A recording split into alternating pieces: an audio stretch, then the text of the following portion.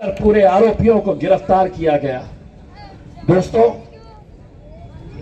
ये सुनो, घड़ी मेरी चलेगी, मैं एमपी हूं। तुम्हारी घड़ी 5 मिनट आगे चल रही है, मैं 5 मिनट पीछे हूं। मेंबर ऑफ पार्लियामेंट हो ना, खासदार हो ना, मेरी घड़ी बराबर, मेरा वक्त बराबर चल रहा है। जिसका वक्त खराब चल रहा है वो देख ले अपना वक्त कैसा जाने वाला है। अपना वक्त तो अल्हम्दुलिल्लाह। मेरा सिर्फ इतना कहना है मेरे भाई, बहुत सारी ऐसी बातें इन 10 सालों के अंदर मैंने देखा है, मैंने महसूस किया है। भड़काने के लिए, नौजवान बच्चों के जज्बात को खेलने के लिए, किराड़पुरे का वो दंगल आज भी मुझे याद है। उस वक्त भी मैंने इस मुल्क के वजीर आजम को एक पत्र लिखा था, अमित शाह को एक लेटर लिखा था, महाराष्ट्र के मुख्यमंत्री को एक लेटर लिखा था और ये कहा था कि ये जो यहां पर दंगा हुआ है उसमें मेरा किराड़पुरे का कोई नौजवान शामिल नहीं है। और अगर तुम्हें साबित करना है तो तुम एक इंक्वायरी लगाओ, एक हाई लेवल इंक्वायरी लगाओ। मैं तुम्हें बताऊंगा कि कौन लोग थे, कौन लोगों ने यह हरकत की है। किसी का जवाब नहीं। प्रधानमंत्री नरेंद्र मोदी साहब का एक दिन जवाब आया मेरे लेटर के ऊपर। मैंने कहा कि चलो, खुशी की बात है कि इंक्वायरी होगी। पत्र में क्या लिखा था? आदरणीय इम्तियाज जलील जी, आपका पत्र मिला, धन्यवाद। कहां कहां से कैसे कैसों को क्या क्या बना देती है यार ये। भाइयों, मैं आपको जैसा बता रहा हूं, ये इलेक्शन अगर इम्तियाज जलील जीता तो ये जीत इम्तियाज जलील की नहीं होगी मेरे भाई। ये उन तमाम मुसलमानों की, दलितों की आवाज होगी। उस 90 साल के बुजुर्ग की दुआओं की का नतीजा होगा जो मुझे रमजान के आखिरी अशरे के अंदर एक मस्जिद में मिले। मैं जाकर उन्हें जब मिला, 31 साल का एक सॉफ्टवेयर इंजीनियर नूरुल हसन नाम का एक लड़का व्हाट्सएप के ऊपर एक स्टेटस रखता है। वो स्टेटस के खिलाफ, स्टेटस किस बात का, कौन सा स्टेटस? तो औरंगजेब रहमतुल्लाह का स्टेटमेंट रखता है वो। नतीजा क्या होता है? सतारा के उस छोटे से गांव में बजरंग दल, विश्व हिंदू परिषद, शिवसेना के लोग उस गांव के ऊपर हमला करते हैं जहां पर यह सितंबर 2023 की बात कर रहा हूं। उस गांव के ऊपर हमला करते हैं। उसे सावली नाम का गांव, उस गांव के ऊपर हमला करते हैं। मिसबाह नूरुल हसन नाम का यह लड़का, 7 महीने कि उसकी बीवी प्रेग्नेंट, खाना निकाली रात का, शौहर से कही कि खाना खा लो। नूरुल हुसैन कहता है कि मैं ईशा की नमाज पढ़ के आऊंगा फिर खाऊंगा। मस्जिद जाता है, छोटा सा गांव, छोटी सी मस्जिद, 4-5 मकान। मस्जिद में जब जाता है, नूरुल हुसैन ने कोई स्टेटस नहीं रखा था, किसी और बच्चे ने रखा था, लेकिन हमला किए। जब गांव के अंदर कुछ गाड़ियों को जलाए, किसी ने कहा कि मस्जिद में अब ईशा की अजान वक्त हो रहा है, तो उस मस्जिद के अंदर हमला किया गया। नूरुल हसन 31 साल का खूबसूरत सा नौजवान वजू कर रहा था। बाहर से पहले पथराव किया गया, नारे लगाए गए कि नूरुल हसन भागकर आया, मस्जिद का दरवाजा बंद कर रहा था। मस्जिद के दरवाजे को बंद करने की कोशिश कर रहा था। उतने में ही ये गुंडे वो दरवाजा तोड़ते हैं, तोड़ के मस्जिद के अंदर घुसते हैं। बड़ी फर्शी पड़ी है, नमाजियों को बचाने के लिए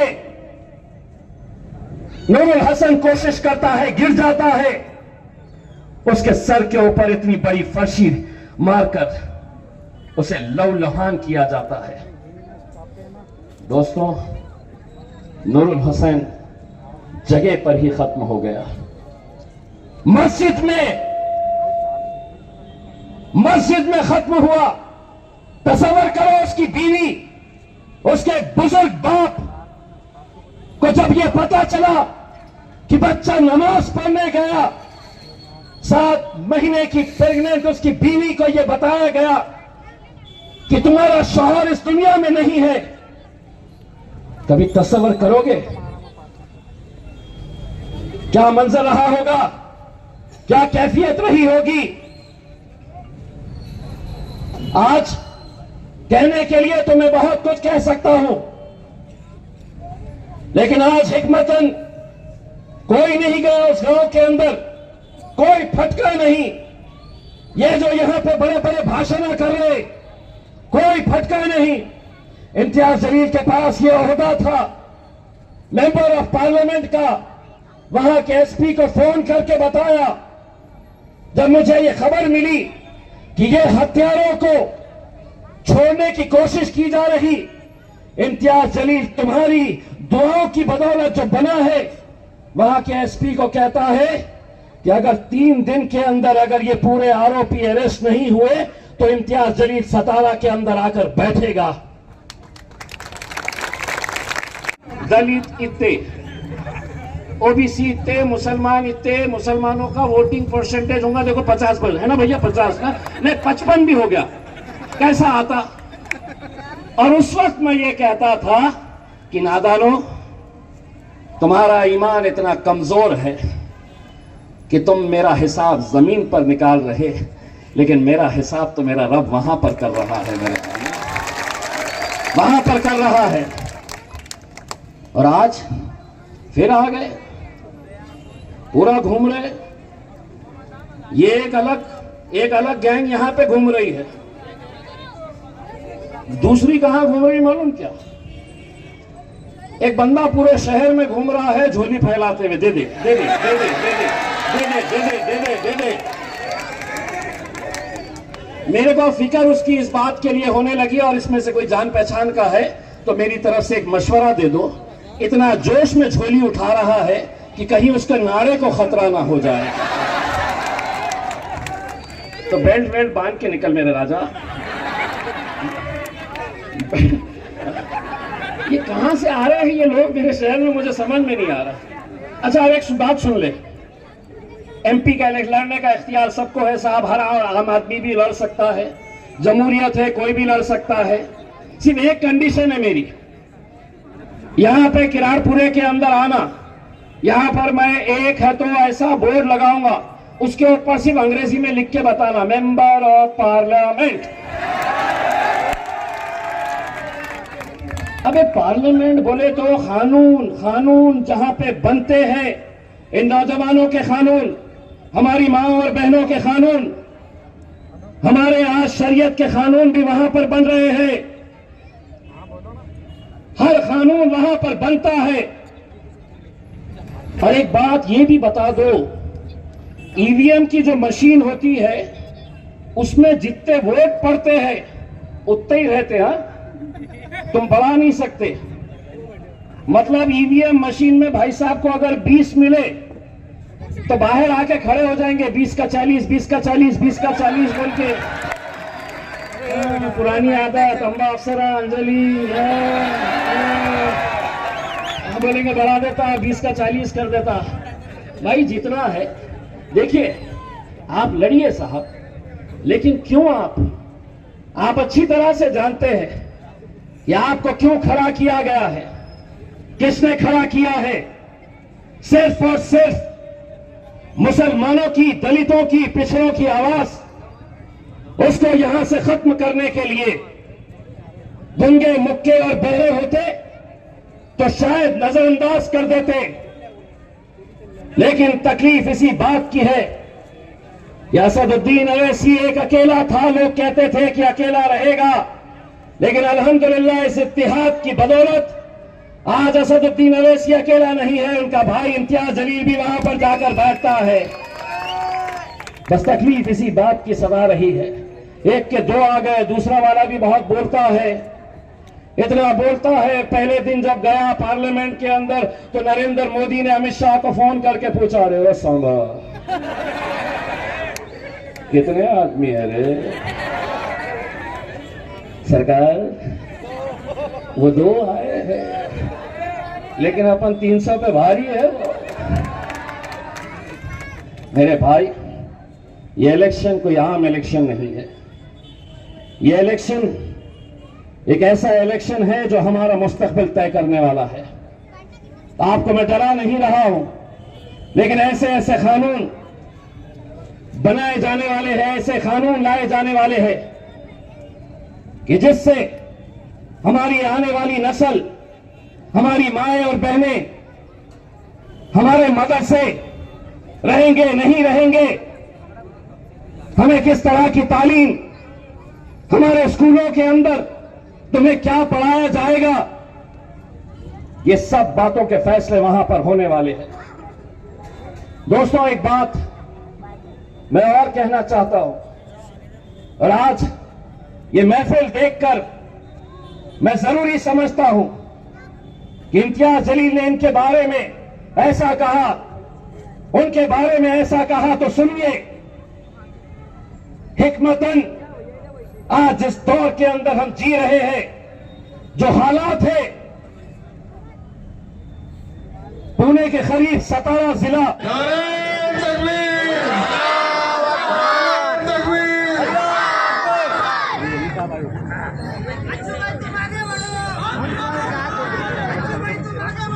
हम तुम्हारे साथ हैं। मुसलमानों के रहनुमा है, अगर वो दावा करते हैं कि हम मुसलमानों के हमदर्द हैं, तो फिर मैं सवाल करता हूं कि इस रियासत में, इस महाराष्ट्र की रियासत में 48 MP की सीट हुआ करती है, जिसमें मुसलमान और हिंदुओं की दोनों की दुकानें थी। 5 साल में दुआ बैंक के अंदर लड़कियों को खुद कफील बनाने के लिए सिलाई मशीन का काम सिखाया गया, कंप्यूटर का काम सिखाया गया, और सीखने के बाद उनको मुफ्त में सिलाई मशीन और कंप्यूटर दिए गए। उसके बाद अगले के बाद 400 बेड का अस्पताल बन रहा है, ये भी इम्तियाज जलील का कारनामा है।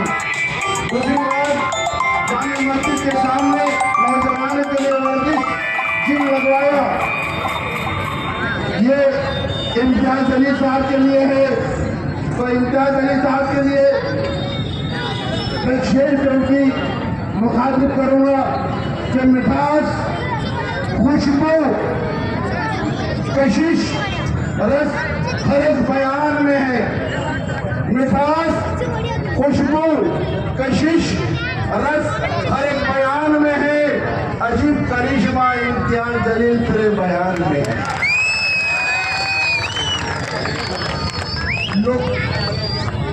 सीना तेरा फौलाद का, सीना तेरा फौलाद का लोहे का जिगर है, सीना तेरा फौलाद का लोहे का जिगर है। तू महाराष्ट्र का शेर बबर, शेर बबर। साथियों और हजूर शाह साहब, रफीक चुका साहब, अजू पहलवान साहब और तमाम मजलिस इत्तेहादुल मुस्लिमीन के जिम्मेदार मंच के और मेरे वार्ड के बुजुर्ग और दोस्तों भाई, ये इलेक्शन होने जा रहा है। आप सबको पता है कि इलेक्शन लोकसभा का है, पर बदकिस्मती हमारी ये है कि कुछ लोगों ने फॉर्म भरे लोकसभा का और इलेक्शन लड़ रहे हैं दिल्ली का। उसकी वजह क्या है मैं बताता आपको।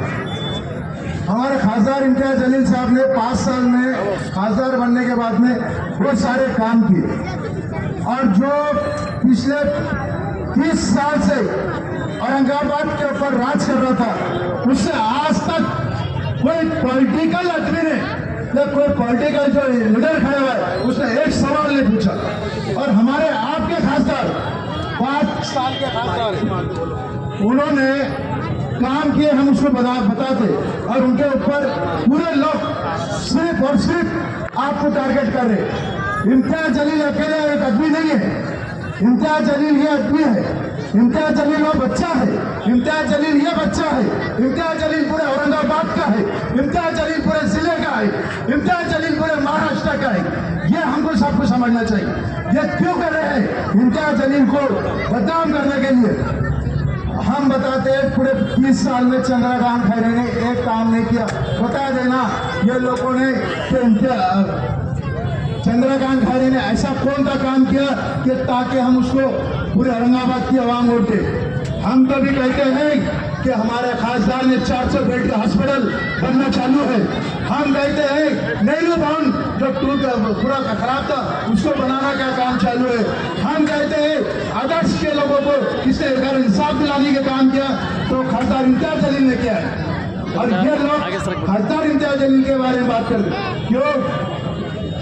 रांची अपने चंद्रकांत खैरे ने कम से कम 10 बार मुसलमानों को गालियां दिया पूरे 20 साल कि भाई मेरा मुसलमानों से कोई लेन देन नहीं है। आज मुसलमानों को गलिया में आ रहा और हमको बोला कि वोट दो करके।